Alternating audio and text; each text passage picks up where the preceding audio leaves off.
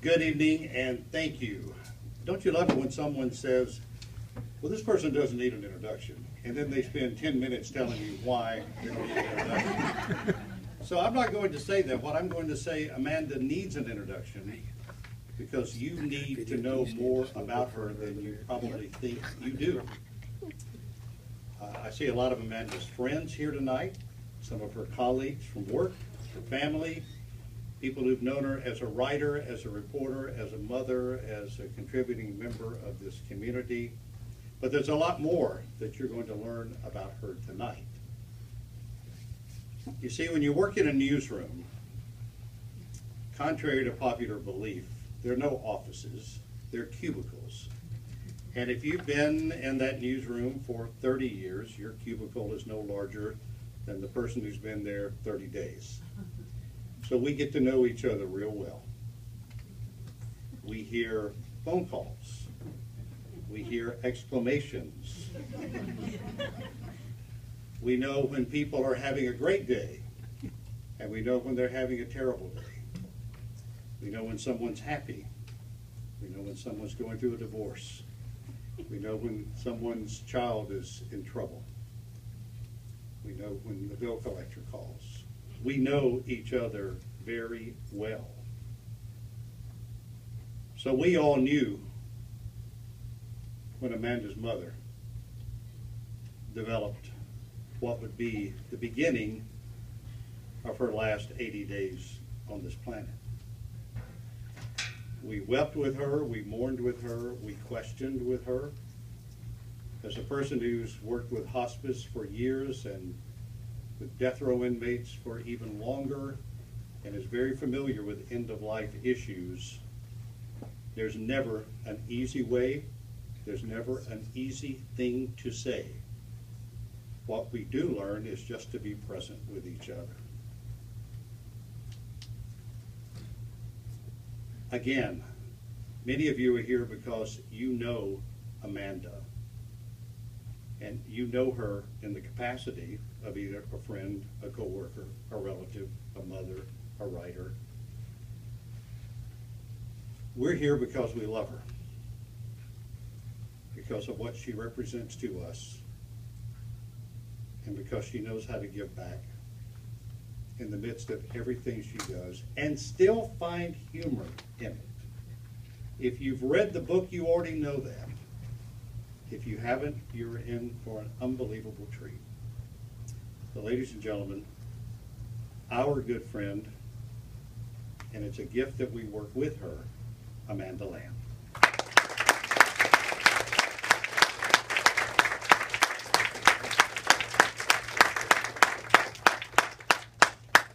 Wow, that was great. Thank you, David. And let's give a round of applause for Brooke Hadala. Was she not awesome? 12 years old. I've known her since she was a baby, and we've watched her grow up and become this lovely and talented musician, and she will close out our reading and talk tonight with a song. So that will be a special treat to look forward to. Thank you guys for coming. I really appreciate it. This means a lot to me every time I have a book signing, but this book is especially important to me because it represents a transforming moment in my life. I think that we all, I'm sure everyone in this room has had a transforming moment in your life. It could be, you know, a divorce, as David said. It could be a death of a loved one, someone in your family, a friend. But when you have those moments as a writer, you feel like you have to write about them. If I was an artist, I would paint. If I was a musician, I would create music. But as a writer, you feel like you have to write about them. And as I wrote about this experience with my mom, I realized that there were so many things that other people could relate to. Because while my mom was sick, I wrote a blog on Caring Bridge. And I got so many emails from people. A lot of people posted on the site, but a lot of people also emailed me. They took the time to say, hey, I've been through this. I've experienced this. I'm about to experience this. And this has given words to some of the feelings that I've had. And so for me, it's about sharing my experience with other people in the hope that it will help them know they're not alone. That eventually all of us, at some point in our lives, are going to go through something like this. Again, whether it's with a spouse, a sibling, a parent, a friend. So that's why I chose to write the book, and I hope that, you know, it's something that people will be inspired by, because it's hard when you talk about grief, you think, how could I be inspired by it? But my mom was a very inspiring person, and when she was diagnosed with her brain cancer, which was a glioblastoma, a primary brain tumor, there was really no hope from the very beginning. She knew that, and I knew that, but we had to figure out a way to kind of get past that diagnosis and be together and enjoy that time together. So one of the things my mom did, talk about humor, was she started a list called Brain Tumor Humor. And so every time something came up that she thought was funny, she would say, write it down, it's on the list, brain tumor humor. For example, she said, I don't have to worry about lying in the toilet seat anymore. What am I going to catch? I've got brain cancer. Every time you would go into a doctor's office when you have a brain tumor, they ask you questions. And they would say things like, okay, if you bought something for 50 cents, what's the change from $1? You know, and she'd be like, 50 cents, you know. I mean, my mom could, you know, tell you very complicated things about the economy and you know, things that were going on in foreign affairs. So to ask her to make change from $1, it was pretty simple, even with a brain tumor.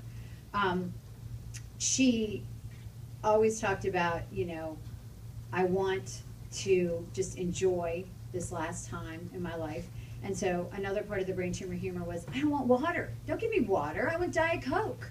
You know, I want chocolate. And she would say, again, I would say, oh, Mom. And she'd say, oh, am I going to get cancer from Diet Coke?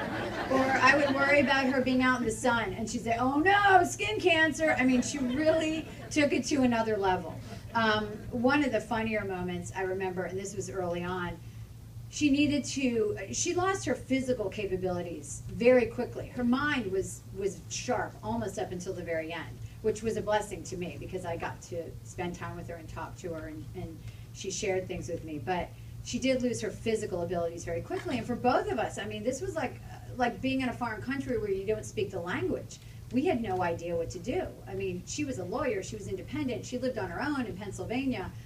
She never needed help, and all of a sudden, I mean, I'm doing everything, brushing her teeth, you know, washing her hair, cutting her food, all of these things. So one of the earliest things we had to figure out was how to use a bedpan.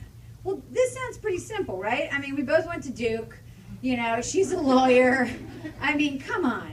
Oh no, we couldn't figure it out. So we're like, literally, I'm sitting next to the bed reading the instructions to her, and she goes, that doesn't make any sense. It doesn't look like it does on the box, you know? And so we were like trying to figure out how to put the bedpan. And I went on YouTube. I think I watched like 16 videos.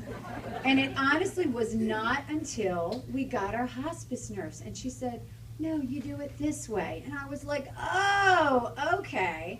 And that's just one of the many invaluable things that hospice helped me with, was learning how to use a bedpan. Again, when you get a diagnosis like this, it is like being in a foreign country. I mean, all of a sudden, my mom wasn't married. So all of a sudden, I was the everything. I mean, I was the advocate. I was the psychologist. I was helping with health insurance, closing down her law firm, her business, her bills, her house. You know, dealing with her medications, telling the doctors, no, this is the dosage she's on, not just this, you know, advocating for her at every single turn. I mean, I got a call one day telling me that the chemo was going to cost $12,000 out of pocket. I'm like, no, you're running it wrong. It's Medicare first, 80%, supplemental 20. They were switching it, you know, and I had to go to, my husband actually went to CVS with the cards and explained it to them. Other people, though, might have taken their credit cards and charged that $12,000. So again, there was so much to learn, and it was scary. And again, a lot of people are, you know, have to go through this. One of the biggest things was logistics, because my mother, again, couldn't walk. And so we had to get a wheelchair. We had to put ramps all over our house. And this was in, I mean, I'm telling you, this was in 7 days. The 7 days from the time she walked into the emergency room in high heels and a suit, had an MRI, to her not being able to walk. So, I mean, we were, you know, it was 0 to 60. So one of the things we had to figure out is lifting. And so my husband and I would lift her. We would ask people to help us in and out of the car. There were a lot of situations. And I remember when we first went to Duke for her radiation, they said, do you have a maxi mover at the house? I'm like, a what? A what? A maxi mover. I'm like, I have no idea what it is. They take me into this hallway. I mean, this thing is this huge machine with like a canopy that the person lays in, and it lifts you up onto the table, because in hospital settings, nurses aren't allowed to do that. Nobody's allowed to lift in a hospital except for the caregiver, which was me. And so I was like, no, I don't happen to have one of those sitting around in my garage. But we worked it out. We had occupational therapists, we had physical therapists, and they helped us figure that out. One of the things early on that I realized, excuse me, I might need these, was that this, I had this vision that this was going to be Tuesdays with Maury. I was going to sit around and she was going to share all these great truths of life with me, and I was going to know everything, and well, that's not exactly how it went. So let me give you a little excerpt from the book. I pictured our days were going to be like Tuesdays with Maury, my mother and I talking earnestly about the great truths in life. Instead, I thumbed through People magazine, our shared guilty pleasure. We talked about the latest celebrity gossip. We watched home and garden television together and mused why a couple in Canada would buy a vacation home 2,700 miles away. Would they use it? On occasion, she asked me to read aloud, but not from some classic or meaning of life self-help book, no. She wanted me to read from Bill Maher's book, featuring his trademark political commentary, The New Rules. A couple nights a week, the girls and I would pile into my mother's room to watch TV. Chloe ended up in the bed snuggling, while Mallory sat at the foot of the bed. I sat in the chair next to her. We watched The Bachelorette or American Idol, more guilty pleasures. Mom listened to the shows with her eyes closed. Often we assumed she was dozing. Suddenly, she would chime in with a clever comment. We would swivel our heads in her direction in order to glean whatever wisdom we could from my dying mother, whose thoughts were surely touched by the hands of God. Oh, he's got to go, she said about one contestant on The Bachelorette. I am so tired of his whine, and he is too much. This is only going to get worse. She needs to get rid of him now. She had her favorites on American Idol, and she wouldn't deviate from them, even when public sentiment was going in a different direction. Look at him, she said with a sweep of her hand in the direction of the TV. The irony, her eyes were closed. He's cute as a button. The girls love him. That boy's going places. When the shows ended, I sat there in silence with the glow of the TV lighting the room, the sound on mute. My mom, dimly illuminated by the hall light, sound asleep with Chloe sleeping next to her, nestled in between my mother and the guardrail on the tiny hospital bed. Chloe was in her soft pink robe, covered with monkeys, with her purple Nike glasses still perched on the bridge of her nose. The only sound in the room was of them snoring softly, the sweet sound of life. So that kind of gives you an idea of a little bit of how our days went, and nights. And they were not Tuesdays with Maury, but they were definitely something that I will never forget. When somebody's dying, the way that I've described it is you're losing bits and pieces of them at a time, because brain cancer does change somebody's personality because it affects your temporal lobe. And I always kept thinking, gosh, I just need to call Mom and she would know what to do. Or I need to email Mom. And I would literally think this and then look over and see her sitting there. And, there's a whole lot of emotions that goes on when you're an adult child taking care of a parent. There's the role reversal, the loss of dignity because you're having to do things for your parent that you never imagined you would do, but things that your parent did for you. And I was reminded of that, and when she would get upset about me having to do something, I would say, Mom, you did this for me. You washed my hair, you brushed my teeth, you cut up my food. One of the things that happens is you get angry. And you can't unleash that anger at the person that's sick and dying because obviously it's not their fault. You don't want them to feel bad. So I would unleash it just about anywhere else that I had an opportunity to. And I remember one day I was in Office Max and I got up to the counter and I had like 10 minutes. I had somebody sitting with her and I had to get home. And I was running late and they said to me, would you like to join our club? So any of you guys who know me know I'm a little bit sarcastic anyway. And so on this particular day, and I had a huge line behind me, I said, here it comes. And I looked at him and I said, no, I'm sorry. My mother has a brain tumor. She's in my living room. She's dying. I need to go. I don't have time. And he looked at me for a minute and said, debit or credit? But, you know, in reality, you do wonder. You're like, why is everybody happy? I'd go to the grocery store. Why are people smiling? My mom's dying. You know, I would be crying at stoplights, and I would look over and see people looking at me. And it's hard to believe, but the world is going on. And yet you're dealing with this crisis. So this little reading is called Unleashing the Brain Tumor. And this was my mom talking at the beginning, just so it's not confusing.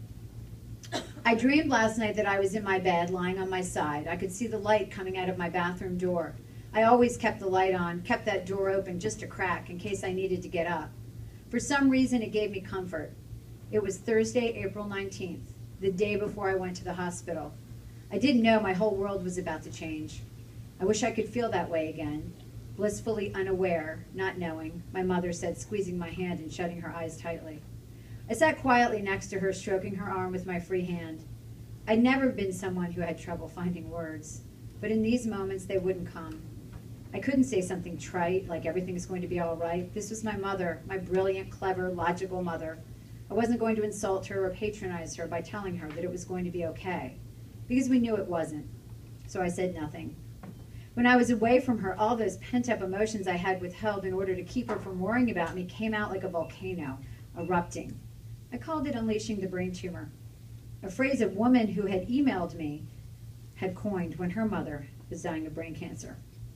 I unleashed it, this loss of control, with various unwitting victims, telemarketers, the pharmacist who failed to get her prescription correct, the appointment secretary at my mother's doctor's office who told me she would be charged for a missed appointment, and at my kickboxing instructor who implied I wasn't working hard enough. After calling the teacher a string of obscenities in my head, I decided I wasn't going to the gym anymore. That summer, I ran by myself on desolate paths through the woods, willing a boogeyman to jump out. I kept wondering how much more pain someone could put me in. What could anyone do to me that would be worse? I sometimes foolishly imagined that an attack might allow me to unleash my anger and take me away. I was already experiencing so much pain, but in my heart, I knew that wasn't possible. My mother needed me. I didn't have the luxury of disappearing.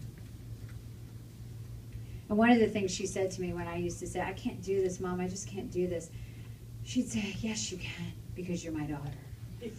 Oh, guilt. No, it was good. It was what I needed to hear. You know, one of the things that my mom talked about was that she really felt like, in a way, she got to attend her own funeral because so many people came. She was from Philadelphia, and every day at about 11:30, there'd be a knock at the door. I'd open the door. There'd be somebody with flowers and lunch, and the cab would be pulling out of the driveway because there was a flight that came in from Philadelphia to RDU at 10:45. And they would stay for the day, and then they would get back on that US Air, get back in a cab, and go to that US Air flight at 5:45 and fly out. She grew up in Concord, North Carolina, which wasn't that far, so a lot of her friends were still living in that area, and they would just jump in the car and come and say, I just had to come. So she got to see so many people and hear so many things about what people, you know, what she meant to them and the impact that she had had on their lives. So what I tried to figure out was, okay, what's my role? And so my role became facilitating this celebration of her life that was to last 80 days. So of course I was attending to her physical needs, but I realized I have to attend to her emotional needs and her spiritual needs. And again, be an advocate. One of the things that people don't think about is that, you know, she knew she was dying and she needed to talk to somebody. So at one point I tried to get her in a counseling group and they said, oh yeah, we meet once a month. And I was like, once a month? I don't think we can wait, you know? But I was lucky enough through Duke and also with friends like David Crabtree and other friends from my church that I somehow pulled together this group of people that could attend to those needs that were outside my range of expertise. You know, what she needed was to talk about God. She needed to talk about death. She needed to talk about these things, about how she was feeling. And those were hard things to talk about with your daughter. One of the biggest advocacy things that I did for her, and if I ever get an opportunity to, get on the palliative care circuit with the doctor, this is one thing that I would talk about. When people are really sick, they can't sit in a wheelchair for long periods of time. They're really in pain. So I was that person. That was the thorn in every doctor's side, every caregiver's, every place that we went for a transfusion, for a radiation, for anything. If there was a delay, I said, she needs a bed. She needs a bed. She can't sit in the wheelchair. She's in pain. And, I got really kind of tough about it. I got to the point where I would get to the transfusion area and they'd go, Miss Lamb's here with her mom again. But they always helped. So I guess I did the right thing, right? This is a hard one. This is, one night she had to have a transfusion in the emergency room. And anybody who's ever been to an emergency room knows it's not a good place for a cancer patient because they are very immunocompromised. But we had a situation where she desperately needed it, and it was after hours, so we had to go to the emergency room. And when I got there, there was an intake person, and he had his Starbucks coffee, and he said, "What's your complaint?" And again, that brain tumor unleashing happened, and I said, "Oh, she has a brain tumor, and she needs a transfusion, or she might not make it through the night. Could we get in?" And he told me to go sit down, and I looked back and I saw a lot of really sick people coughing and, what you see in an emergency room. So I said, you know what, I'm just going to sit right here. And I stood right there in front of that desk until we got back there. And we finally did, and we got the transfusion. Everybody was very nice. So this is a challenge that we face, and this goes back to the lifting issue, which is a big issue. Okay, Mom, I know you're tired, but I need you to help me as much as you can. And again, this is when we're leaving the emergency room. It's like 11:30 at night. I need you to hold on to me with whatever strength you have in both arms. I'm going to lift you and swing you into the car. She looked at me with petrified eyes. She could tell I was unsure, and that in turn made her unsure. Behind us on the bench, a woman was waiting for a ride. With my peripheral vision, I could see her watching us with a pained expression. I started to lift my mother. I could feel her pulling away, her legs collapsing between mine, her body falling. No, she screamed, put me down. You can't do this. I dropped her harder than I would have liked to back into the wheelchair, figuring it was safer than dropping her onto the pavement. I had to think this through. I ran my fingers through my messy hair and fought back tears, pacing up and down on the sidewalk. God, please help us, she cried, large tears rolling down her pale cheeks. Mom, God is not here. Not caring who heard me. I got up in her face. For the first time since she was diagnosed, my anger came pouring out at her. Anger over the fact that she was dying, anger about feeling inadequate, and of course, my anger at God for what I perceived as abandonment. I'm here, just you and me. God has left us on this curb in front of the emergency room. I'm all you got. You need to trust me. Exhausted and out of ideas, I asked again for help. The parking attendant told me they were not allowed to lift. Finally, after a second round of asking, I found a woman who said she would find a male nurse from the emergency room who could help. When he appeared on the sidewalk, I didn't ask my mom if it was okay or introduce her. I looked at the burly male nurse with a red beard and hands the size of a linebacker and pointed from my mother to the passenger seat of my car. Before she had a chance to say anything, he lifted her in one swift movement from the wheelchair. I thanked him and hurried away. I'm sorry for yelling at you, Mom, I said about 10 minutes into our quiet ride as I zoomed down the highway. It's okay, she said, barely above a whisper. No, it's not okay. You were scared, and instead of understanding, I took it personally, and I took it out on you. It was uncalled for. Please forgive me, I said, allowing the tears to roll down my face, hidden by the darkness. I knew it wasn't really about her forgiving me. It was about me forgiving myself. I had held it together for so many weeks, but this night, fueled by exhaustion, frustration, and anxiety, I lost it. I knew I would replay this moment over and over in my head many times. It occurred to me I should probably be wearing one of the fall risk bracelets that the cancer center staff put on my mother's wrist at her first appointment. I was at risk of falling out of favor with anyone who got in my way, the receptionist at the emergency room, the lady on the bench, and even God. But most of all, I was at risk of falling to my knees under the insurmountable weight of overwhelming heartache. And that was one of the harder ones to write, because that's, again, something that I have played over and over in my head so many times. One of the things that my mom said really early on when she talked to the priest from my church was, I'm not afraid of dying. She was a very spiritual person. She said, I'm afraid of not living before I die.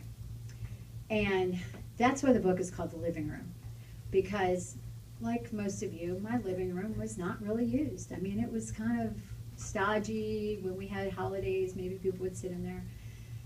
So when we moved here into our living room, it was kind of an irony, because it was this unused room in our house called the living room. And it was the easiest room to get into with a wheelchair. It was right in the front of the house. It had a lot of light. It had a big piano. And it was just made sense. It was the only room that we could get in and out of easily.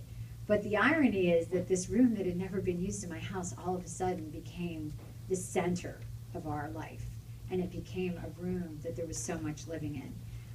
People pulled up chairs, people sang, people drank wine, people ate chocolate, people read to her, people prayed with her. You know, everything that goes on when somebody's dying happened. And at any given time in my house, you never knew who was going to be there. In fact, one of my daughters said, my youngest daughter, Chloe, she said, Mommy, are the people going to go away now? When my mom died, because it was a party. I mean, it was a party. I know that sounds strange, but it really was. So this is a little bit about that, the celebration of our journey together. Summer had always been my favorite time of year, but suddenly the sun was too bright, the sky too blue. It was during one of those quiet moments coming home from Duke that I heard a song that made me think about how to embrace this time. If you knew that you would die today and see the face of God in love, would you change? Quietly, I decided that for my mother, the answer was simple. As far as I was concerned, she didn't need to change a thing. She had lived most of her life in the light, showing kindness and compassion for others on a daily basis. Well, I wasn't naive enough to believe she was perfect. She had morphed into the best version of herself. Suddenly, I considered the fact that maybe it wasn't about my mother changing in the face of death. Maybe it was about the rest of us, including me, changing. Something truly amazing was happening. It was in the caring bridge posts. It was in the constant stream of people at my house. People who sang, read, toasted her, ate chocolate, laughed, prepared food in my kitchen, cried. She was transforming our lives in these small moments. Friends from Pennsylvania and the once small North Carolina town where she grew up, Concord, said they needed to see her, to hold her hand, to hug her, to laugh with her. They needed to see her almost as much, if not more, than she needed to see them. The closer she got to death, the more the wagons circled. I marveled at the faces of visitors when they walked in the room and realized she's right here. Steps from the front door, not sequestered in a quiet, dark room in the back of the house waiting to die. My mother was the center of attention in the now appropriately titled living room, where everyone greeted her immediately when they entered, whether they were ready or not. This is how it should be done, my friend Karen said. Where's Karen? Raise your hand, Karen. One day, she greeted my mother in the living room on the way to drop off yet more food in the kitchen. She said it with happy tears as she looked back at the group of people assembled, laughing with my mother, a CD of African choir music playing in the background, scented candles burning. Someone was cutting up little bits of chocolate-covered strawberry and handing them to my mother, and alternately giving her sips of Diet Coke from a cup with a straw. Screw water, my formerly sweet mother said after she inhaled another sip of her drink. I can drink water in heaven. What I need now is my Diet Coke. One of the things, we had a hospice nurse throughout the whole period, and that sounds funny, but I needed to hire a CNA to go back to work for part-time because I wanted my family medical leave to last. So I talked to hospice, and they said, well, we have a private pay arm of our hospice, Wade County Hospice. And I said, oh my gosh, I would feel so much better with that because we had had a bad experience with a CNA that didn't work out. So the woman that we hired, our paid CNA, her training was in hospice. So she was amazing. Again, she's the one that taught me how to use the bedpan. I mean, she taught me everything. And she was very quiet, and she was very calming to all of us because, again, she knew how scared we were. And so she just really was a very steady influence on our lives. And one of the things I learned from her, and also from the other folks at hospice, because we did become officially hospice patients the last week, was granting permission to allow somebody to die. Because initially, I think my mother, she decided to go through treatment because she wanted to give us more time. In hindsight, that's what I really believe. Because I think she knew right away that she was going to die. And I think she knew that she didn't want to live in an incapacitated state for very long. She was impatient, just like me. So I had talked about, with the hospice folks, about my fears, which was being afraid of her being alone when she died, which did not happen, thankfully. The fear of her being in pain, which did not happen because they helped me with the morphine. And so they also taught me about this really giving permission. So this was the last reading I'll share with you, and this was about 4 days before she died, and I was still working, which I don't really know why I was doing that, but I was, because I'm OCD, just like her, type A. So I returned home from work that day to find my cousins on either side of the bed with their heads leaned in closely to my mother's face. "What's going on?" I said, dropping my laptop on the table. "She's talking. She's trying to say something to you," my cousin Elise said, cupping her hands near my mother's mouth in order to hear her. "Aunt Mimi, Amanda's here now," she said, putting her cupped hand over my mother's ear. She motioned for me to sit on a stool next to my mother's bedside. "She's here now, Aunt Mimi." My mother's head was turned slightly in my direction. Her eyes fluttered like butterfly wings, trying to blink specks of dust away. Her chapped lips were parted slightly, and I could hear tiny exhales that sounded like words, but she was struggling. "She keeps saying Amanda, I think," my cousin Leslie said as she leaned in on the opposite side of the bed from Elise. She was starting to get really agitated, but she looks calmer now that you're here. "Mom," I said, taking her hand with tears in my eyes, "I'm sorry I left. I won't leave anymore. I'll be right here." Again, her lips fluttered. I could make out my name, Amanda, and then a few heavy breaths later, just barely above a whisper, "I love you." Suddenly, her eyes opened fully for the first time in 3 days, and she looked directly at me. "Mom, I love you. You don't have to speak. I can see that you're struggling. I know how you feel. You've been telling me my whole life. You've done everything right. You're an incredible mother, friend, and grandmother. You've given me all the tools I need to go on. You've taught me how to be a woman, a wife, a mother, and a friend. You've taught me everything I know, and I'm ready to go on without you. You've been fighting so hard, you don't have to fight anymore. You can let go. You have my permission to let go." I put my fingers to her lips, a sign that she didn't have to speak. She closed her eyes as a light smile formed on her parted lips. That was the last time her eyes were open. My cousins were on either side of her, at the head of the bed now, crying. "That was so beautiful," my cousin Elise said. "I wish I had grabbed my iPhone and taped it, so we'd have it forever," she said, smiling through her tears. "No need," I replied as I stroked my mother's forearm. "I will have it forever." One of the things I did when I was grieving was to go to my church and talk to a priest named Sally, who was just really well-versed on dealing with grief and very cool about me feeling a little bit angry at God at that moment. And we talked about a lot of things, but one of the neat things she shared with me, and my daughter, who's a Harry Potter fan, will know about this, one of the very first sessions, and it was a little group we had together, she talked about something called a thestral. And I'm just going to read you what I got off the internet. "It's a breed of winged horses with a skeletal body, face, and reptilian features, wide leathery wings that resemble a bat's. They are rare and considered dangerous by the Ministry of Magic.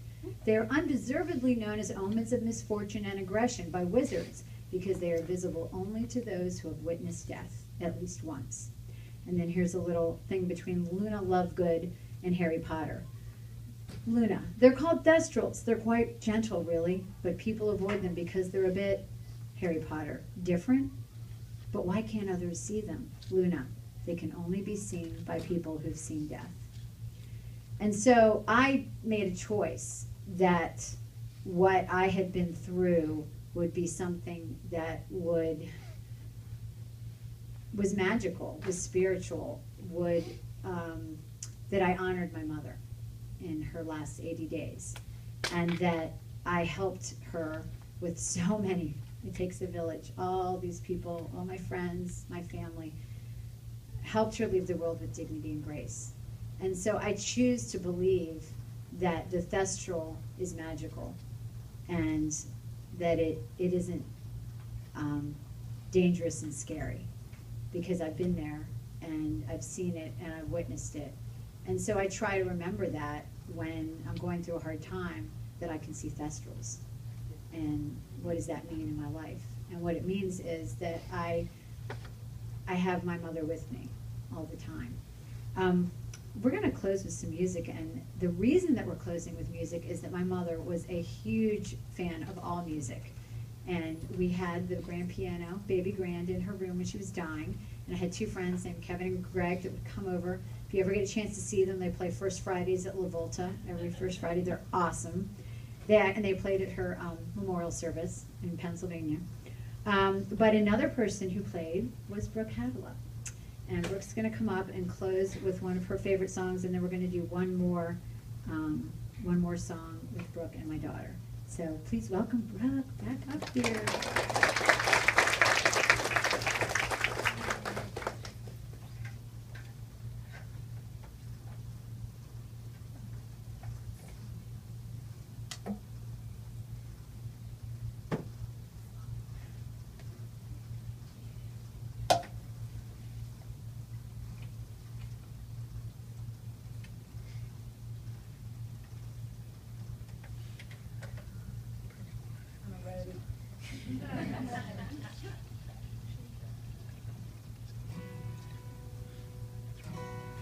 So when Maddie was sick, I would go down and I would play a couple songs for her, and one of the songs I played was Amazing Grace. And this is my favorite song, and I dedicate this to Maddie.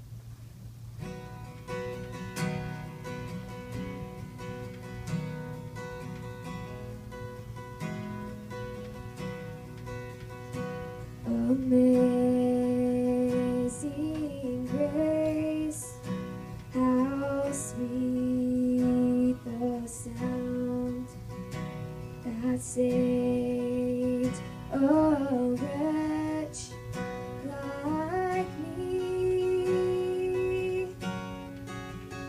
I once was lost, but now I'm found. Was blind, but now I see. My chains are gone, I've been set free. My God, my Savior, has ransomed me. And like a flood, His mercy reigns. Unending love,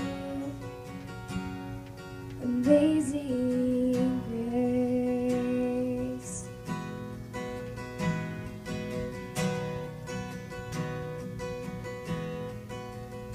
'Twas grace that taught my heart to fear, and grace my fears revealed. How precious did that grace appear, the hour I first believed. The chains are gone, I've been set free. My God, my Savior,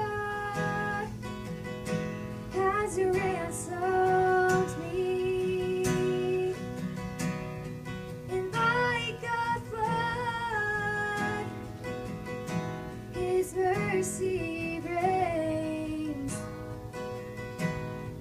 unending love, amazing grace, amazing grace.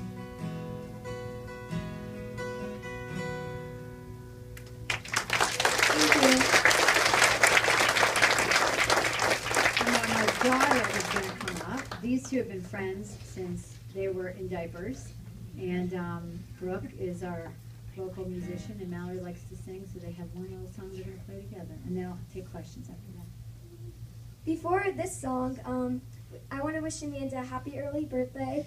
So we're all going to sing. Let's all sing happy birthday. Sing along with me. Happy birthday to you. Happy birthday to you. Happy birthday, dear Amanda. Happy birthday to you.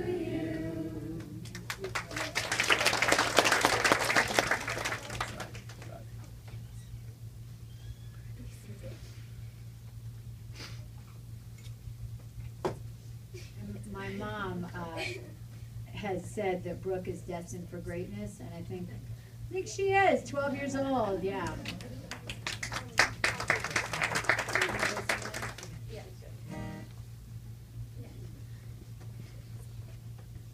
This is Fix You by Quail.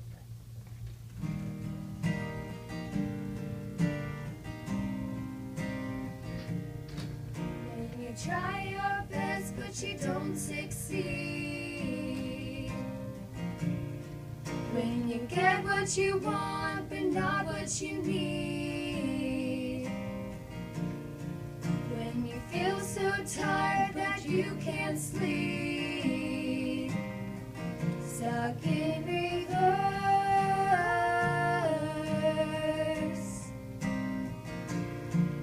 when the tears come streaming down your face,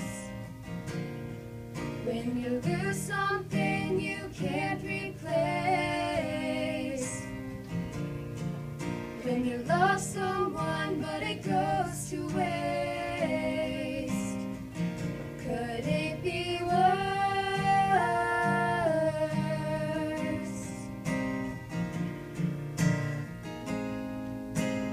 Lights will guide you home and ignite your bones. I will try to fix you.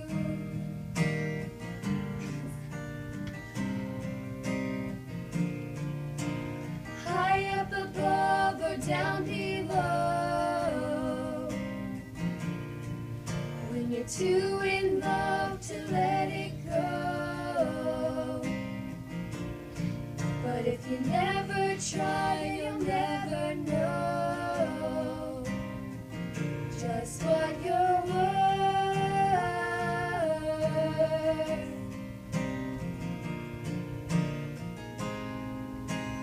Lights will guide you home and ignite your bones. I will try to fix you.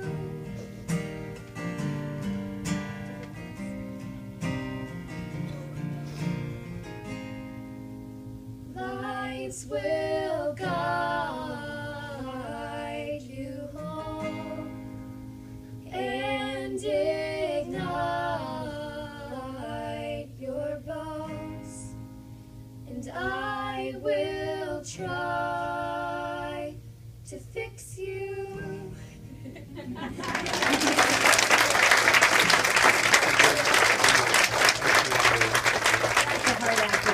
I think I have a few more minutes, and I can answer some questions, and then I'll sign books if anybody would like a book signed. Any questions? Yes.